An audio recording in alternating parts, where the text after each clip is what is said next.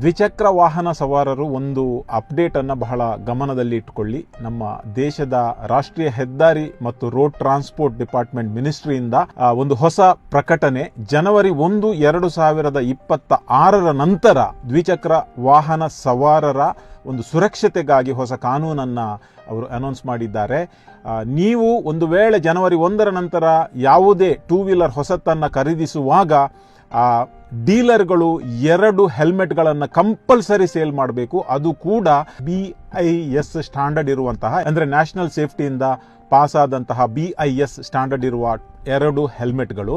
ಮತ್ತು ಇನ್ನೊಂದು very important update ಏನೆಂದರೆ, ಎಲ್ಲ ದ್ವಿಚಕ್ರ ವಾಹನಗಳು 125cc ಮೇಲೆ ಆಂಟಿ ಬ್ರೇಕ್ ಸಿಸ್ಟಮ್ ಅನ್ನ ಅಳವಡಿಸಲೇಬೇಕು. ABS. ಏನಿದು ABS? ABS ಅಂದ್ರೆ ಇವಾಗ ಕೆಲವು ಟೂ ವೀಲರ್ಸ್ಗಳಲ್ಲಿ ನೀವು ಬ್ರೇಕ್ ಹಾಕಿದ ಕೂಡಲೇ ಅಲ್ಲೇ ಜಾಮ್ ಆಗಿ ಅಲ್ಲೇ ಸ್ಕಿಡ್ ಆಗಿ ಅದೆಷ್ಟೋ ಆಕ್ಸಿಡೆಂಟ್ಗಳು ಆಗ್ತವೆ. ಆದರೆ ಇನ್ನು ಮುಂದೆ ABS ಸಿಸ್ಟಮ್ ಕಂಪಲ್ಸರಿ ಮಾಡಿದ ನಂತರ ನಿಮ್ಮ ಬ್ರೇಕ್ ಲಾಕ್ ಆಗುವುದಿಲ್ಲ, ಅದು ಸ್ಲೋಲಿ ರಿಲೀಸ್ ಆಗಿ ಆಕ್ಸಿಡೆಂಟ್ನಿಂದ ನಿಮಗೆ ಸೇವ್ ಮಾಡ್ತದೆ.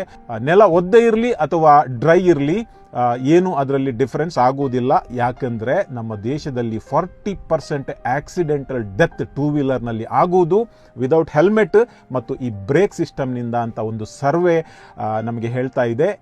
ಎಲ್ಲರೂ ಟೂ ವೀಲರ್ಸ್ ನೀವು ಗಮನದಲ್ಲಿ ಇಟ್ಟುಕೊಳ್ಳಿ. ಈ ಹಿಂದೆ ಪರ್ಚೇಸ್ ಮಾಡಿದವರಿಗೆ ಇದು ಕಂಪಲ್ಸರಿ ಇರಲಿಕ್ಕಿಲ್ಲ. ಹೆಲ್ಮೆಟ್ ಮಾತ್ರ ರೈಡರ್ ಮತ್ತು ಪಿಲನ್ ರೈಡರ್ಗೆ ಕಂಪಲ್ಸರಿ. ಈ ಹಿಂದೆ 1,000 ರೂಪಾಯಿ ಫೈನ್ ಇತ್ತು. ಜನವರಿ 1, 2026ರಿಂದ 2,000 ರೂಪಾಯಿ ಫೈನ್.